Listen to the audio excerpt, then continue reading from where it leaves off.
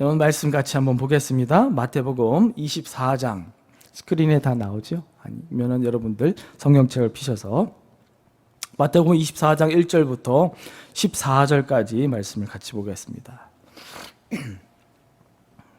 제가 봉독해 올리도록 하겠습니다. 예수께서 성전에서 나와서 가실 때에 제자들이 성전 건물들을 가리켜 보이려고 나오니 대답하여 이르시되 너희가 이 모든 것을 보지 못하느냐? 내가 진실로 너희에게 이르노니 돌 하나도 돌 위에 남지 않고 다 무너뜨려지리라. 예수께서 감람산 위에 앉으셨을 때 제자들이 조용히 와서 이르되 우리에게 이르소서 어느 때에 이런 일이 있겠사오며 또 주의 임하심과 세상 끝에는 무슨 징조가 있사오리이까? 예수께서 대답하여 이르시되 너희가 사람의 미혹을 받지 않도록 주의하라. 많은 사람이 내 이름으로 와서 이르되 나는 그리스도라 하여 많은 사람을 미혹하리라. 난리와 난리 소문을 듣겠으나 너희는 삼가 두려워하지 말라. 이런 일이 있어야 하되 아직 끝은 아니니라. 민족이 민족을 나라가 나라를 대적하여 일어나겠고 곳곳에 기근과 지진이 있으리니 이 모든 것은 재난의 시작이니라. 그때 사람들이 너희를 환난에 넘겨주겠으며 너희를 죽이리니 너희가 내 이름 때문에 모든 민족에게 미움을 받으리라. 그때에 많은 사람이 실족하게 되어 서로 잡아주고 서로 미워하겠으며 거짓 선지자가 많이 일어나 많은 사람을 미혹하겠으며 불법이 성함으로 많은 사람의 사랑이 식어지리라. 그러나 끝까지 견디는 자는 구원을 얻으리라.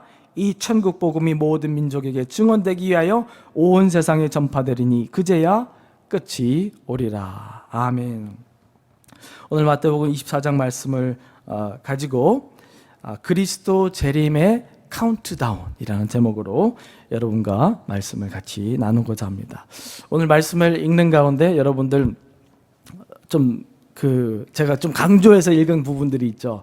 많은 사람들이 이 모든 것이 그런 것들을 굉장히 많이 예수님께서 강조해서 또 반복해서 말씀하시는 것을 볼 수 있습니다.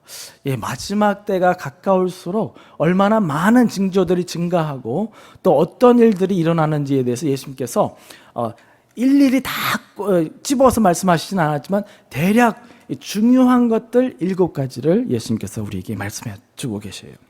근데 오늘 말씀을 나누기 전에 제가 최근에 와서 많이 느끼고 생각하는 것들 3가지만 나누고 좀 말씀을 시작했으면 좋겠습니다.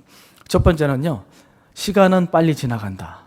어른들이 시간이 나이에 비례한다, 속도가 그렇다고 그러는데 그렇다고 지구가 더 빨리 돌고 시계가 더 빨리 돌아가는 건 아닌데 느낌이 그러겠죠. 근데 저도 요즘에 와서 참 달력을 보면서 저도 이제 하나씩 이제 마크를 하는데 어쩔 때는요 일주일에 그냥 휙휙 지나갈 때가 있어요. 벌써 금요일이야. 벌써 이제 주일 준비해야 돼. 라는 그렇게 놀랄 때가 한두 번이 아니었습니다. 저만 그런가요? 여러분들도 공감하시죠? 시간이 왜 이렇게 빨리 가는지, 세월이 왜 이렇게 빨리 가는지 모르겠습니다. 두 번째로 제가 요즘에 많이 느끼는 것은 세상은 악하다. 세상은 악하다. 최근에 와서 더 많이 느끼게 됩니다. 뉴스를 보면은 하루도 빠짐없이 도난 사건, 살인 사건, 등등 참 세상이 얼마나 악해가고 얼마나 빨리 변해가고 있는지, 안 좋게 변해가고 있는지를 참 실감할 수 있을 정도로 뉴스를 통해서 저희가 체험하고 있습니다. 세 번째로는요, 사람은 이기적이다. 저는 어린아이들만 그런 줄 아는데 어른들도 똑같더라고요. 그런데 제가 솔직한 고백 드릴게요. 이 교회 와서는 그런 분들을 한 번도 만나본 적이 없어요. 교회 이름이 사랑의 선교교회라고 하는데 여기는 사랑이 넘치고 이타적이고 이기적인 분들이 없더라고요. 우리 렉스 집사님이요, 저도 오늘 와가지고 맛있는 피자 드시라고 막 인비테이션 했는데 제가 또 일이 많아요. 그러다 보니까 사양하고 이제 왔는데 항상 사랑이 넘치고 항상 베풀고 섬기려는 모습들이 이 교회는 많이 있는데 일반적으로요, 사람들과 대화하고 또 직장에서나 또 1대1로 운동을 같이 하거나 그러면요, 예를 들어 이제 테니스 공도 이제 제가 종종 이제 테니스를 치는데 공이 있어요. 그러면은 항상 제 공을 쓰지 상대방 공을 안 쓰더라고요. 좀 웃긴, 좀 우스개 좀 예지만 그래서 이건 좀 이상한데, 그렇다고 뭐 공이 막 몇십 불 하고 그런 것도 아닌데, 그런데 항상 매번 만나다 보면은 내 공만 써. 그래서 그런 경험들도 좀 해보고, 여러 만남들 통해서, 야, 사람이 뭐 공 하나 까고 뭐 째째하게 그럴 필요는 없는데, 이기적이구나. 예, 이기적이구나. 돈 몇 푼에, 또는 어떤 자신의 이득에 관해서는 굉장히 단호하고 이기적이고, 그런 것들을 최근에 와서 많이 느낍니다. 사실 제가 철학자도 아닌데 이런 생각들이 요즘에 와서 많이 드는 것이, 이게 뭐 제가 나이가 들어서 그런 생각이 드는 것인지 뭔지는 잘 모르겠습니다. 그런데요, 오늘 말씀을 보면은 제자들은 세상 끝에 있을 징조에 대해서 예수님께 여쭙니다. 만약에 예수님께서 이 자리에 같이 인퍼슨으로 같이 계신다면요, 저희들도 물어보지 않겠습니까? 질문이 막 100개, 200개도 될 것 같아요. 예수님, 이건 어떻습니까? 이거는 왜 일어납니까? 왜 세상이 이렇게 돌아갑니까? 질문이 끊이지 않았을 것 같아요. 근데 제자들도 비슷한 입장이었을 것 같아요. 예수님, 저 성전을 봅니까? 얼마나 아름답고 웅장하다라는 이제 그런 말씀하면서, 예수님께서 돌 하나 위에 놓이지 않을 정도로 예루살렘이 완전히 패망할 것이다라는 그 예언을 하셔요. 그러면서 마지막을 말씀하시는데, 제자들이 그 마지막 끝에 종말의 징조에 대해서 예수님께서 여쭈십니다. 그러니까 예수님께서 4절부터 12절까지 정확히 7가지 말세의 징조를 열거하십니다. 물론 그 이후에 또 거룩한 곳에 서지 마야 할 그 가증한 것 뭐 등등 여러 가지, 해가 어두워지고 별이 뭐 땅이 떨어지고 등등 여러 가지를 설명하시는데, 크게 7가지다 그거예요. 첫 번째로요, 미혹의 위험. 두 번째로 전쟁과 전쟁에 대한 소식. 세 번째로 곳곳에 기근과 지진이 있을 거, 자연재해를 말씀하시죠. 네 번째로 교회를 향한 박해. 다섯 번째, 교회 안에 있는 많은 이들이 실족할 것이다. 교회를 떠난다. 또 이런저런 이유에서 신앙을 포기하거나 교회를 떠나거나 하는 그런 케이스들이 점점 많아진다라는 거예요. 또 여섯 번째로, 거짓 선지자가 많이 일어나서 많은 사람을 미혹할 것이다.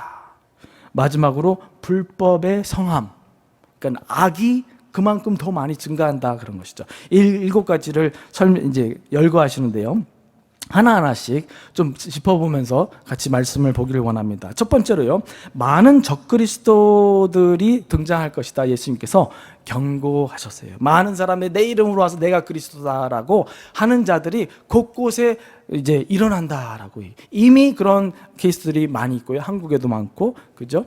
사이비, 이단은 물론이요, 그런 케이스들이 얼마나 많은지 몰라요. 그런데 저는 항상 이 부분에 있어서는 사입이나 이단으로 생각했는데, 그것뿐만이 아니라요, 제가 최근에 유튜브를 통해서 뭘 접하게 됐는데, 미국에도요, 뭐 몇천명, 몇만 명이 모이는 이제 그 메가처치든 뭐 모든 교회가 다 그런 것은 아닙니다. 그런데 몇 개 유명한 목사님들이 목회하는 그 동영상을, 클립을 이렇게 짜집기 해가지고 올려놓은 게 있더라고요. 근데 저는 그걸 보고 굉장히 쇼크를 먹었습니다. 왜냐면요, 이분들이 이제 뭐 막 말씀을 전하고 막 땀을 뻘뻘 흘리면서 말씀을 증거하는데, 뭘 핵심적으로 전하나 그랬더니 돈, 복을 외치더라고요. 물론 돈은 하나님께서 주시는 은혜입니다. 그죠? 복도 좋은 거예요. 그런데 그게 메인 띵이 아니잖아요. 그게 핵심이 아닌데, 하나님의 나라와 하나님의 영광과 잃은 영혼들을 구원하는 그 일은 제쳐들고 돈, 복 하는 교회는요, 이거는 아니라고 보여져요. 예, 그들이 설상 자기가 그리스도다라고까지 얘기는 안 하지만, 거짓된, 포장된, 좀 뭔가 진실되지 않은 복음을 전함으로 인해서 사람들로 하여금 예수님께 집중하지 않게 만들고, 도리어 복과 번영과 돈과 그런 것들에 잘못 집중할 수 하도록 만드는 교회들이 얼마나 많은지 모른다는 거예요. 두 번째로요, 최근에 와서 이제 다시 우크라이나를 시작으로 이제는 중동과 이스라엘로 전쟁이 번졌죠.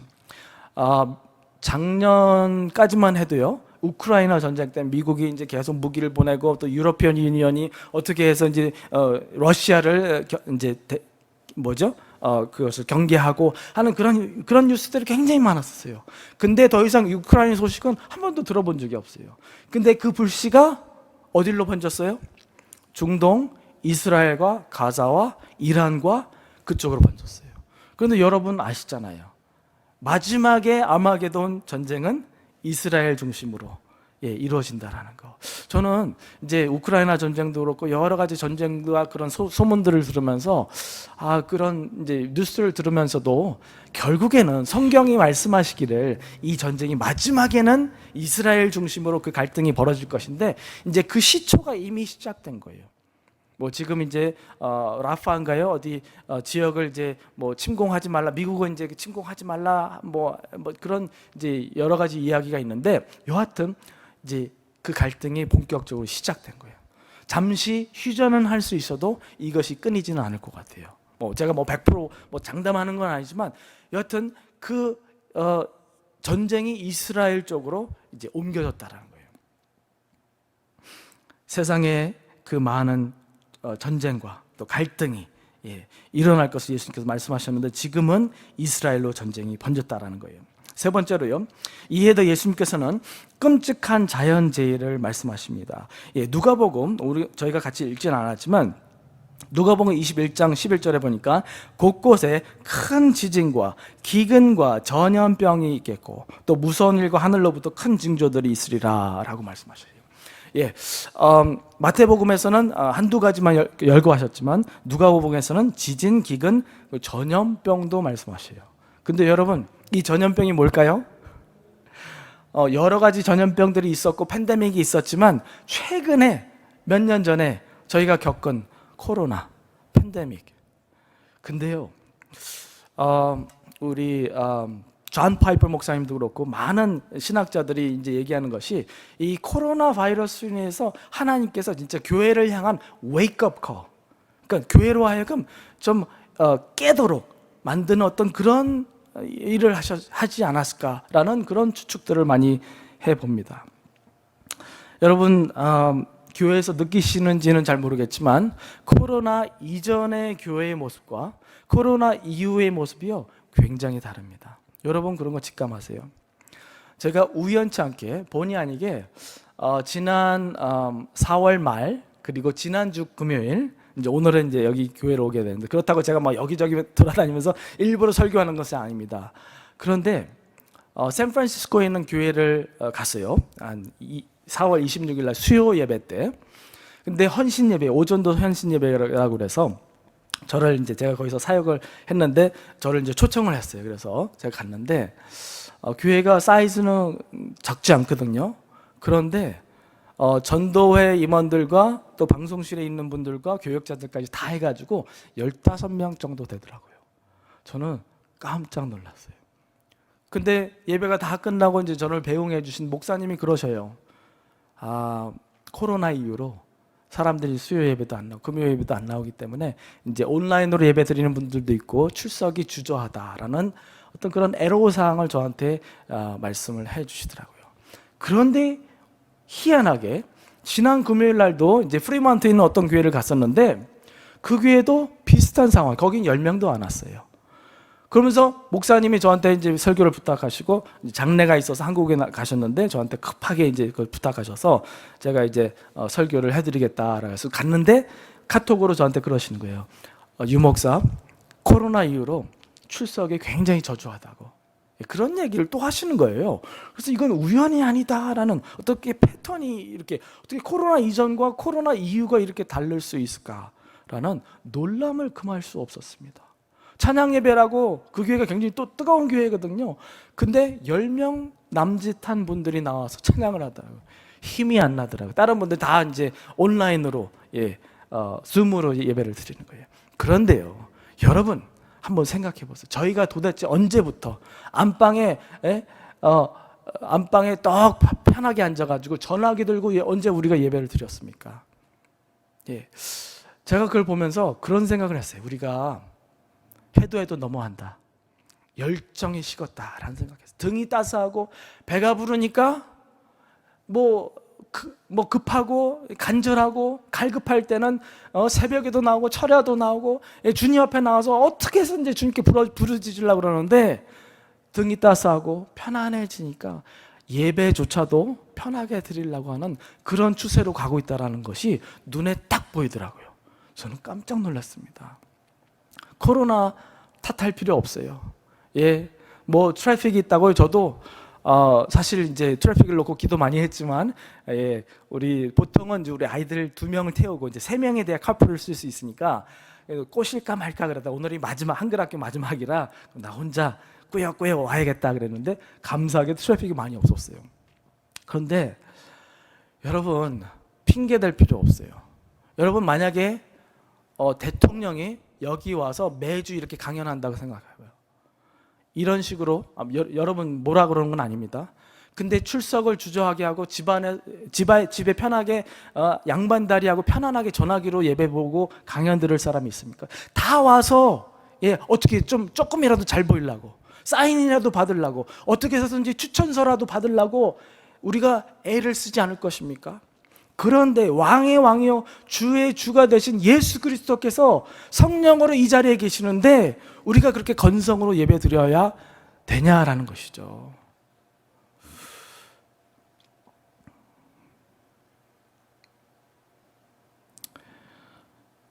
코로나 이후로 참 많은 어려움들이 있습니다. 이에 더해서 예수님께서는요 끔찍한 자연재해를 말씀하시는데요.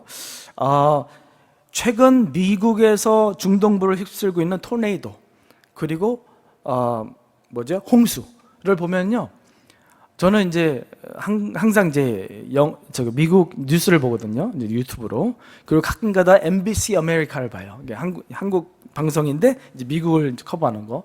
근데 지난 몇 주간 하루도 빠짐없이 토네이도 뉴스, 그리고 플러딩, 그리고 사람들이 죽고, 그것이 하루도 빠짐없이 있더라고요. 저는 이것이 절대 우연이 아니다라고 싶더라고요.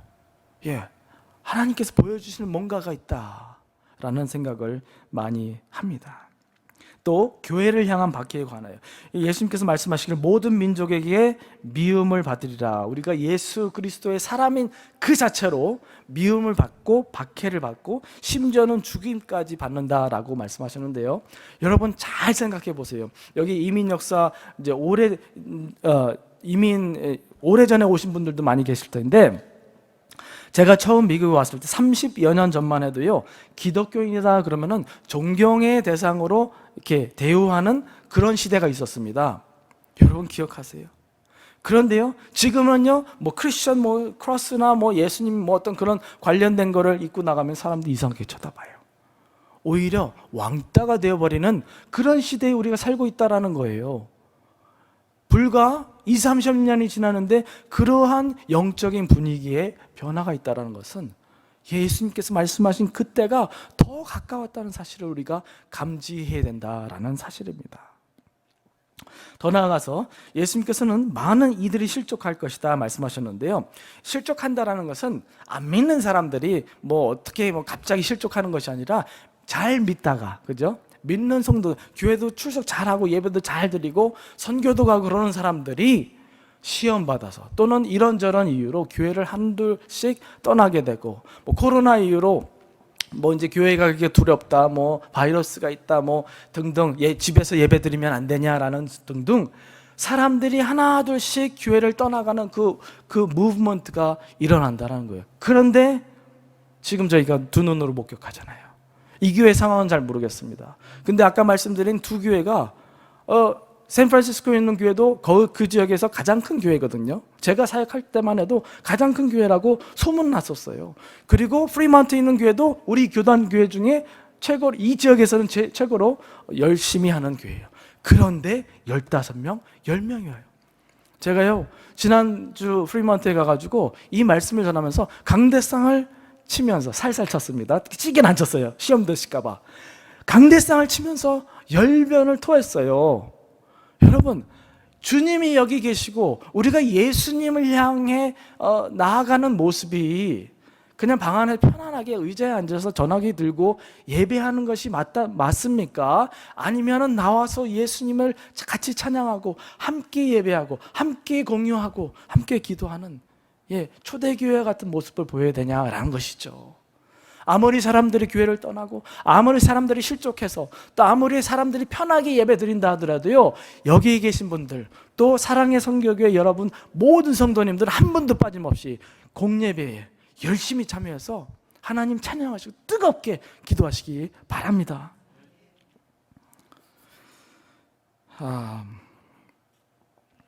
더 나아가서 6번째로 거짓 선지자가 많이 일어나 많은 사람을 미혹할 것이다 라고 했어요. 어떻게 때로는요 보면은 이게 말도 안 되는 교리이고 말도 안 되는 어떤 그런 복음이라고 포장한 그런 스토리인데 사람들이 그런 것들을 믿고 막 몇천 명씩 몇만 명씩 막 따라가는 게 얼마나 많은지 몰라요. 근데 왜 그래요? 그 사람들이 미쳐서도 그 사람들이 정신이 나가서도 아니라 악령의 역사입니다. 그죠? 예수님께서 말씀하셨잖아요. 내 양은 내 목소리를 듣나니. 그죠? 내 양이 아닌 사람들은 내 목소리를 분별하지 못한다 그랬어요. 더 나아가서 이 거짓 선지자가 많이 일어나 많은 사람들을 미혹한다라는 여기서 말씀하시는 것은 가짜 목사, 교역자들이 교회를 침투해서 미혹하고 교회를 혼란에 빠뜨리는 그런 일들이 더 비일비재하게 일어난다는 거예요. 제가 하나님이 아니기 때문에 감히 어떤 목사는 가짜고 어떤 목사는 직자라고 제가 딱 이렇게 부러지게 얘기는 할 수는 없지만 딱 보면 열매를 보면 알잖아요. 막 사람들 이간질하고 다니고 괜히 이제 경쟁이 붙어가지고 딴 목사들 밀어내려고 막 이제 소문 퍼뜨리고 와 그런 스토리를 들으면 저분이 어떻게 목사가 됐을까라는 의심을 할 때가 있어요. 여러분 일단 이 교회의 목자가 진짜 목사라는 거 여러분 감사하시기 바랍니다. 만약에 목사님이 돈독이 들려가지고 뭐 그런 얘기 있잖아요. 욕심이 들려가지고 또는 어떤 사입이나 어떤 잘못된 교리에 빠져서 여러분들 잘못 인도하고 이상한 얘기 하시기 시작하고 그러면요 이 교회는 끝장입니다. 그죠? 일반적으로 제가 이제 이 부분에 대해서 뭐 전문적인 지식이나 연구한 적은 없습니다. 근데 일반적으로 보니까 이 가짜 목사님들 또는 교회를 해치는 목사님들은요 돈에 대한 욕심이 많더라고요. 한 예로 이렇습니다. 어떤 목사님이 계세요. 유명한 분이에요. 이제 미국에 계시는 분인데 한국 분. 근데 그 교회에서 한 35년을 사역을 하셨어요. 그리고 은퇴를 하셨어요. 굉장히 좀 열심히 하셨죠. 그래서 교회가 많이 부흥했어요. 그런데 이제 은퇴하니까 교회가 어떻게 해요? 뭐 이제 은퇴금이라든지 뭔가 해가지고. 그런데 저도 몰랐던 사실입니다. 근데 그 목사님께 인피니티 SUV 새 차를 뽑아서 딱 드렸다는 거예요. Nothing wrong. 근데요, 여러분, 진짜 객관적으로 봤을 때 목사가 열심히 하는 부분들도 있습니다. 그런데 결국엔 사역은 누가 하시는 거예요? 하나님이 하시는 거잖아요. 결국에는 모든 영광은 하나님께서 받으셔야 되는 거잖아요. 목사가 영광을 1% 치라고 99%만 하나님께 드린 건 이건 도둑질입니다. 그래서 여러분 제가만 이제 저도 인간이기에 장담할 수는 없지만 앨리스트 제 마음은 그래요.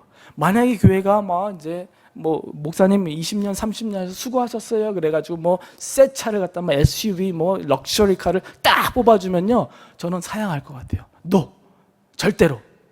왜 그래요? 성도들은 다 힘들고 다 어렵게 사시는데 목사가 삐까번쩍한 차 타고 다니면서 그러면요 누구에게 덕이 됩니까? 그 소문이요 난 그분도 개인적으로 모르는 분이고 근데 그게 제 귀까지 들어올 정도면은요 사람들이 얼마나 그거를 가지고 논란이 있었는지 얼마나 그 소문거리가 입소문거리가 되면은 제 귀에까지 들어왔을까? 저는 막 찾아서 듣진 않거든요. 근데 제 귀에까지 들어올 정도면은 사람들이 이상하게 보는 거예요. 그런데 만약에 그 목사님이요 SUV를 교회가 딱 모아가지고 헌금해가지고 이제 정성껏 해가지고 패키지를 해서 목사님 딱 드렸어. 근데 목사님이 No. 그러니까 교회가 절대로 안 됩니다. 목사님 꼭 받으셔야 돼. 그러면은 그걸 팔아서라도 뭐 선교 헌금을 하시든 교회 다시 헌금을 하시든지 뭘 하든지 그러면요 입소문에 이제 퍼져가지고요 그 교회 교인들 더 많이 찾아옵니다. 그죠? 저런 목사님도 있구나. 얼마나 아름다운가. 그죠? 그리스도의 사랑을 실천하는 거잖아요. 근데 오늘날 가짜 목사, 가짜 교역자들이 얼마나 많은지 모릅니다. 그래서 그들이 교회의 물을 흘러놓고 교회의 어려움을 빠뜨리는 거짓 목자들이 너무 많다라는 거예요. 오늘날 이 시대가 그래요. 마지막으로 불법이 성할 것이다 말씀하셔요. 그 결과 많은 사람들의 사랑이 식을 것이다 라는 예수님께서 좀 무서운 얘기를 하십니다.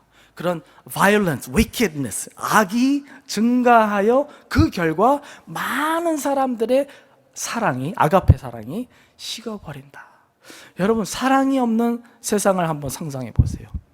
예, 그것이 사람 살 곳이 되겠습니까? 사랑이 없는 세상은 지옥입니다. 그죠? 서로 시기하고 질투하고 서로를 증오하고 서로 죽이지 못해서 안달해하는 사랑이 존재하지 않는 교회는 존재하지 않는 세상은 지옥과 똑같다는 사실이에요. 여기서 제가 한번 원어를 찾아봤어요.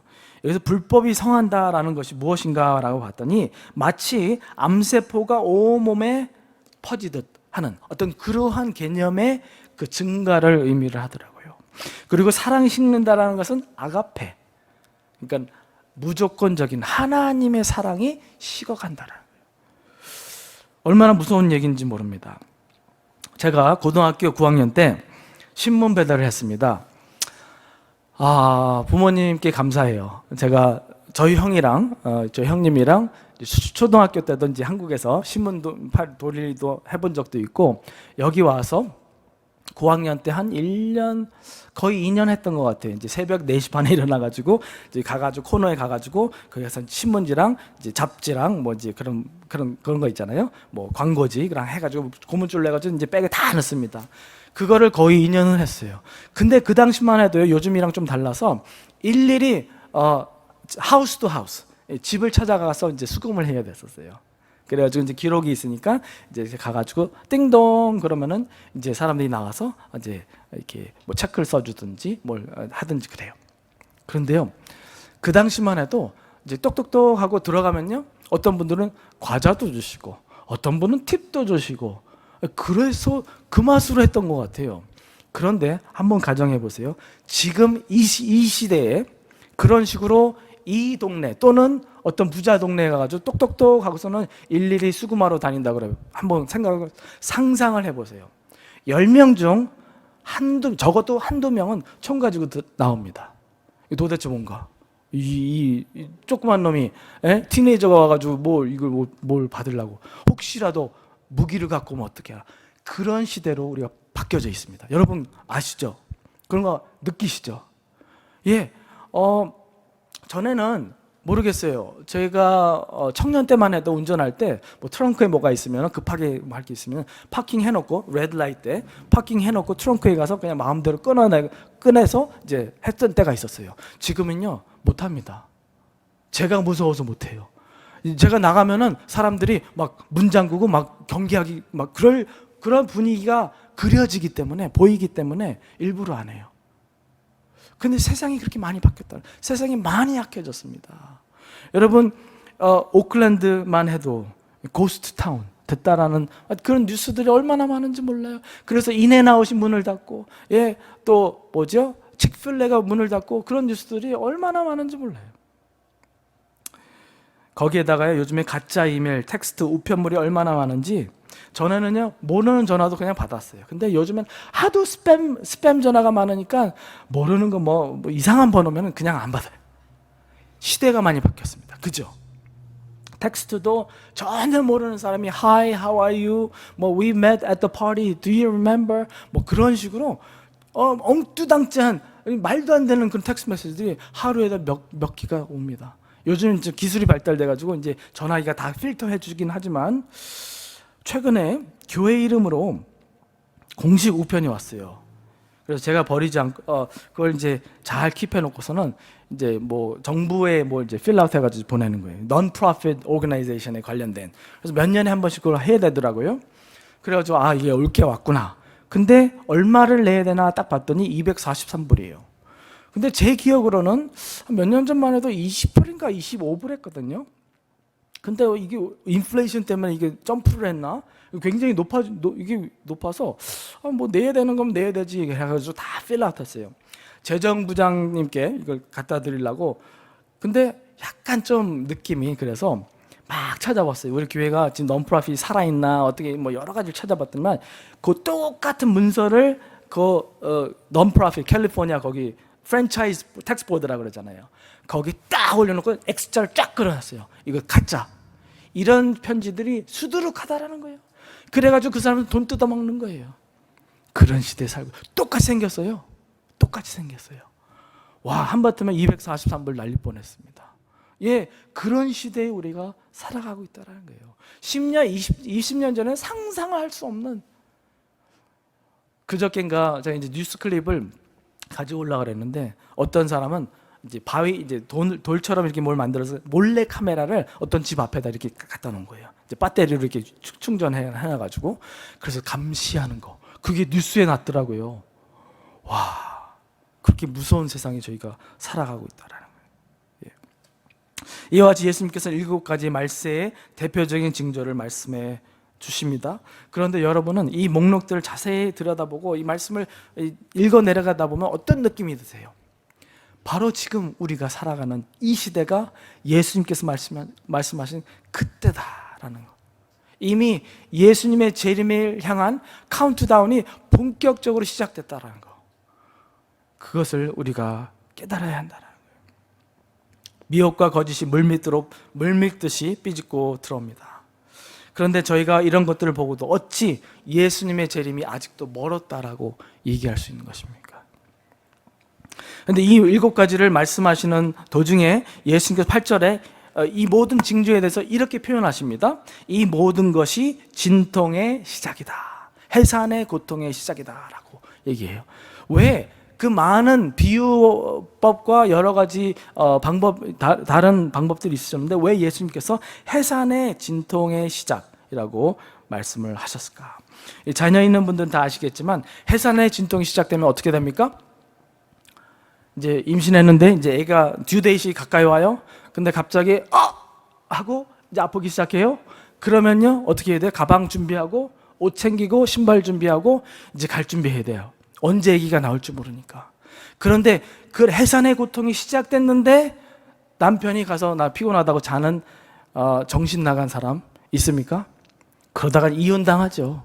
예, 급해 죽겠는데 아기가 지금 몇 시간 안에 나올 텐데 예, 준비하라는 얘기거든요. 해산의 진통이 이미 시작됐다는 것은 예수님의 재림을 향한 그 카운트다운이 이미 시작됐고 우리는 그 카운트다운, 그 시점을 향해서 가고 있다는 거예요. 그것을 망각하고 살아가다가는 우리는 예수님의 그 재림 때 얼마나 창피를 당할지 모릅니다. 더 나아가서 오늘 본문 1절에서 14절까지 정확히 끝 또는 세상의 끝이라는 언급이 3번이나 사용됩니다. 근데 이렇게 예수님께서 끝을 강조하시고 거듭 반복해 하시는 말씀이 무엇인가? 그 이유는요, 세상의 끝날 곧 예수님의 재림의 그 사건이요, 교회에게는, 성도들에게는 우리 모든 인생 가운데, 기독교의 어떤 세상의 역사 가운데 가장 중요한 그 날이 바로 예수님의 재림의 날이라는 거예요. 근데 그것을 망각하고 사역에 바빠서, 선교에 바빠서, 밥하느라 바빠서, 하느라 바빠서 그걸 까마득하게 잊어버리면은 우리가 가장 중요한 그 이벤트를 까마득하게 잊어버리고 산다라는 거예요. 마치요, 약혼을 한 이제 남녀가 있는데 웨딩데이트를 까마득하게 잊어버리고서는 열심히 막 분주하게 살다가 바로 다음 주가 우리 결혼식이네. 그래가지고 막 부랴부랴 해가지고 머리도 헝클어지고 그러고서 예식장에 왔다가 한번 생각해 보세요. 그게 말이 됩니까? 근데 마찬가지로 교회가요, 예수 그리스도께서 분명히 다시 오신다고 약속하셨고 그가 다시 올라간 그대로 다시 오시리라 라고 천사들이 말씀을 하셨는데 교회가 그건 까마득하게 잊어버리고 예배와 뭐와 선교와 뭐 그런 것들이 분주하다 보니까 그걸 까마득하게 잊어버리면요, 우리 교회는 책망받습니다. 오늘 읽지는 않았지만 32절에 이런 말씀합니다. 무화과 나무의 비유를 배우라. 그 가지가 연하여지고 잎사귀를 내면 여름이 가까운 줄을 아나니 이와 같이 너희도 이 모든 것들을 보거든 인자가 가까이 곧 문 앞에 이른 줄 알라. 그런데 이 카운트다운이 본격적으로 시작된 오늘날 이 시대에 저희가 해야 할 세 가지를 예수님께서 또 말씀하셔요. 그 말씀을 하고 마치겠습니다. 첫 번째는요, 믿음으로 살라. 믿음으로 살라. 6절에 보니까 난리와 난리 소문을 듣겠어 너희는 삼가 뭐라고 그랬어요? 두려워하지 말라. 세상은 이런 끔찍한 일들이 일어나고 코로나가 일어나고 뭐 사람들이 죽어가고 막 자연재해가 일어나면요, 막 공포에 질려서 어쩔 줄 몰라 합니다. 그런데요, 믿는 자들만은 절대 그렇게 하지 말라는 거예요. 믿음 없는 모습 보이지 말라는 얘기예요. 그렇죠? 좀 창피한 얘기지만 저부터도 무슨 큰일이 터지면요, 근심 걱정과 두려움에 사로잡혀 버립니다. 먼저 무릎 꿇고 기도해야 되는데, 먼저 하나님께 여쭙고 하나님께 부르짖어야 되는데, 내가 막 어떻게 이걸 해결해 가지? 막 근심 걱정 널버스하고 막 패닉 어택이 옵니다. 근데 그것이 인간의 모습이라고요. 근데 예수님께서 이 많은 말씀들을 하시면서 그 중간에 너희들이 삼가 두려워하지 말라라고 말씀하시는 이유는 우리가 두려움으로 반응할 거 아시기 때문에 그래요. 그렇기 때문에 이 모든 재난과 두려움과 죽음의 위험과 이 모든 어려움들이 있다 하더라도 믿는 자들은 믿음으로 끝까지 가야 된다라는 말씀이에요.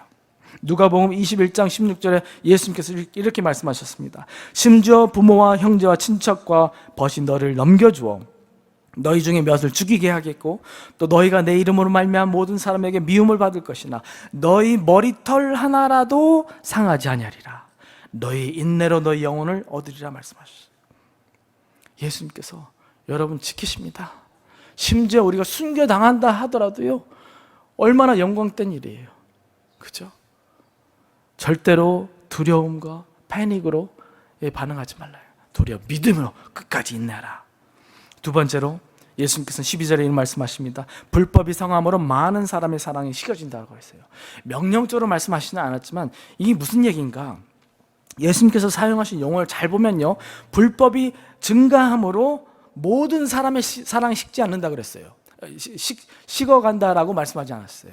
많은 사람이라고 했어요. 그 얘기는요, 소수의 사람들은 끝까지 아가페 사랑을 고집하고 끝까지 예수 그리스도의 사랑을 실천하고 끝까지 불쌍한 자들, 가난한 자들, 믿음에 실족한 자들을 돌아보는 아가페 사랑을 실천하는 자들이 있을 것이라고 그거예요. 여러분이 그런 소수가 되시기를 주님의 이름을 축원드립니다. 사랑이 없는 세상을 한번 생각해 보세요. 얼마나 끔찍하고 얼마나 어두운 세상이 될지 몰라요. 아무리 세상이 악하고 아무리 서로가 막 물어뜯고 어쩔 줄 몰라야 돼요. 우리만은, 진짜 성도들만은 예수님을 닮아 예수님께서는 목숨을 주시기까지 사랑하셨잖아요. 사도 요한이 그 얘기죠. 우리가 사랑을 받았은즉 우리는 서로를 향하여 사랑하고 형제를 향하여 죽음이 마땅하다까지 얘기를 하셨어요. 그러한 아가페 사랑을 실천하는 여러분 모두가 되시기를 주님의 이름으로 축원드립니다. 세 번째로요, 예수님께서 명령하신 세 번째가 바로 14절인데 이 천국 복음이 모든 민족에게 증언되기 위하여 온 세상에 전파되리니 그제야 끝이 오리라. 그런데요, 이 천국 복음은 누가 전해요? 물론 하나님께서 짜잔하고 딱 해가지고 막 세상을 한순간에 변화시킬 수 있습니다. 그러나 하나님은 누굴 사용하세요? 저와 여러분을 사용하세요. 교회를 사용하세요. 그렇기 때문에 이 얘기는 뭐예요? 이 천국 복음이 모든 민족에 증언되기 위하여 교회에게 맡기신 이 지상 명령이 있다라는 것이죠. 그제야 그것이 다 이루어지고 나서 그제야 끝이 온다라고 말씀하셨어요. 그러므로요, 사랑의 선교교회, 이 교회는 끝까지 복음 전파하는 일에 힘쓰는 교회가 되시기를 바랍니다. 예, 세상이 어려워지고 살기가 힘들어지고 재정난이 있고 교회들도 마찬가지입니다. 그런데 복음을 전하는 일, 선교하는 일은요, 좀 재정 깎지 마시기 바랍니다. 이 교회 상황은 모르겠어요. 근데요, 교회도 어려운데 뭐 그분들 뭐 일일이 다 챙겨야 되냐?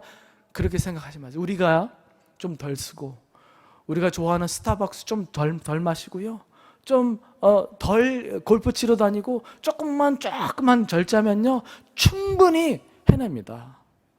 예, 선교하는 천국 복음이 전파되는 일에 우리가 올인해야 된다는.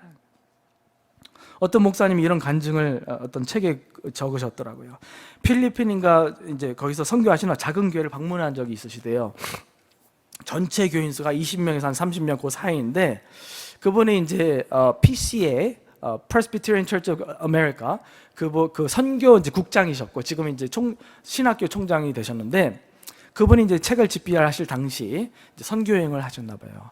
근데 그 교회를 방문했는데 이제 아무래도 궁금하잖아요. 이제 하나하나씩 물었대요. 당신은 어떻게 예수님 믿게 되었어요? 어떻게 이 교회에 나오시게 됐습니까? 물어봤더니 다 하나도 빠짐없이 저 선교사님 부부 때문에, 저 선교사님 부부의 사랑을 보고 우리 예수님 믿게 되었습니다 라고 얘기했다는 거예요.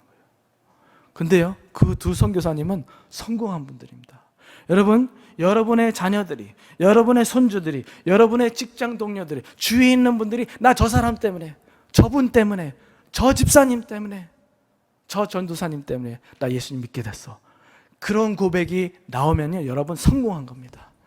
가장 행복한 사람들입니다. 왜냐하면 주님께서 그거 원하시잖아요. 근데 만일에 하나라도 나는 저분 때문에 나 교회 안 나가, 나 저 사람 때문에 예수 안 믿어 라고 하는 사람이 있다면 여러분 통곡하며 마음을 찢으면서 회개하셔야 됩니다. 바라기로는 여러분을 통해서 주위에 있는 자녀들과 손주들과 직장 동료들과 많은 이웃들이 예수님을 맛볼 수 있는 은혜가 넘치기를 주님의 이름으로 축원드립니다. 이 예와 한 가지만 얘기하고 말씀 마치겠습니다. 이번 해 2024년 부활절이 예배를 마치고 이제 그날 잠자리에 들었어요. 근데 꿈을 꿨습니다. 제가 일부러 뭐 꿈을 꾼 건 아닌데 어쩌다가 한 번씩 하나님께서 그냥 특별히 오래 기억에 남는 꿈을 주시. 제 영어 이름이 다니엘이잖아요, 그죠? 그래서 그런지 하나님이 종종 이제 그런 꿈을 주시는데, 이런 꿈을 꿨어요. 월요일 날 이제 새벽에 이제 꿈을 꿨던 것 같은데, 예수님께서요 공중에서 재림하는 그거를 그 장면을 꿈에서 봤어요.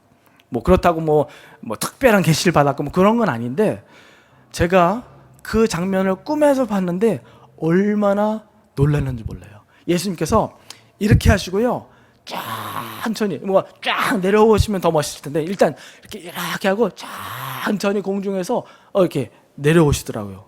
근데 누가 예수님이 재림했다 그러는데 제가 문 밖에 나가서 봤어요. 근데 예수님께서 공중에서 이렇게 내려오시는데 전 심장 떨어지는 줄 알았어요. 왜 그러냐? 제가 크리스천이 아니어서 뭐 창피한 일을 해서 그게 아니라, 제 마음에 교차되었던 그 느낌을 솔직히 고백하면요, 예수님 벌써 오셨어요? 예수님 진짜예요? 라는 그런 생각이 든 거예요. 솔직히 말씀드리면요, 그런 꿈과 그런 어떤 재림에 대한 관련된 그런 책을 읽기 전에는요, 예수님이 재림의 사건에 대해서 진짜 망각하고 살았습니다. 별로 생각 안 했어요.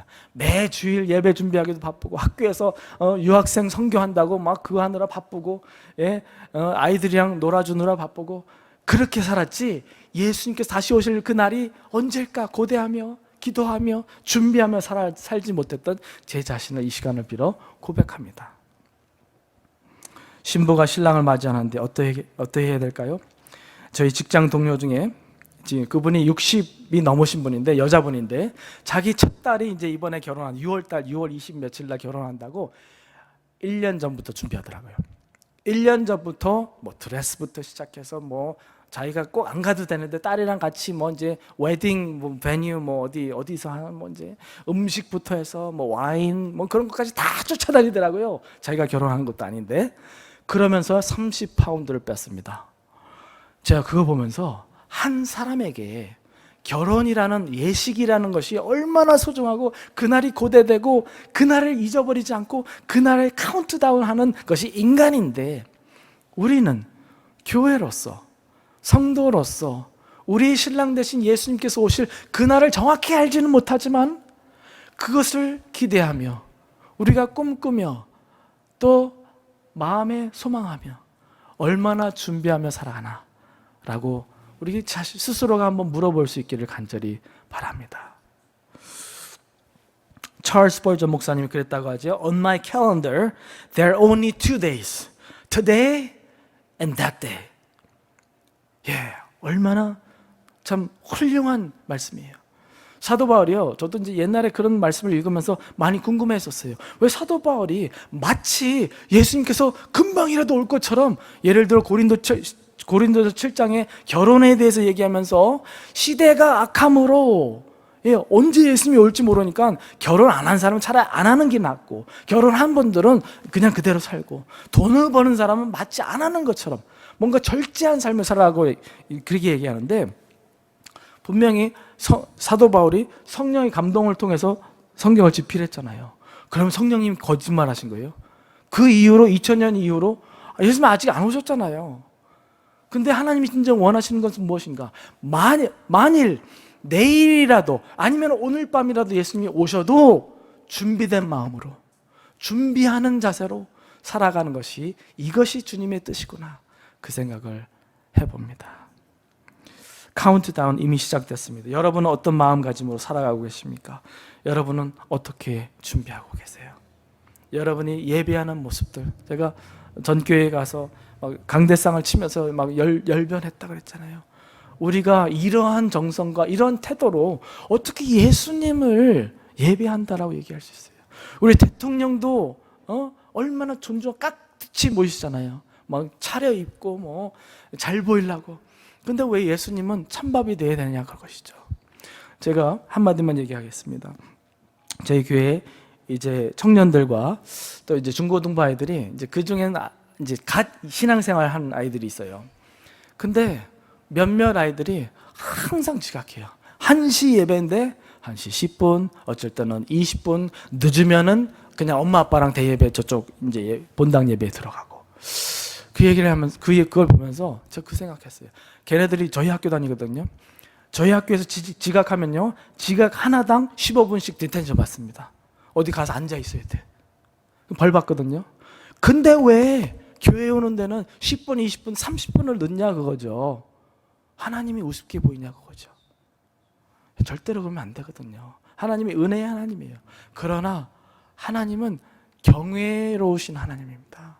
그래서 저희부터 이 하나님을 향한 경외심과 하나님의 것들, 하나님께 드리는 우리의 모습들, 우리의 섬김들이 진짜 왕께 하듯 하는 어떤 그런 모습으로 나아가는 것이 진정 예수님의 재림의 사건을 준비하는 실질적인 방법이 아닐까 싶습니다. 예, 한번 기도하겠습니다. 하나님 아버지, 감사합니다. 오늘 말씀을 통해서 예수님께서 다시 오실 그 재림의 카운트다운이 이미 시작되었음을 우리가 말씀을 통해 또 우리 오늘날 시대를 통하여 바라봅니다.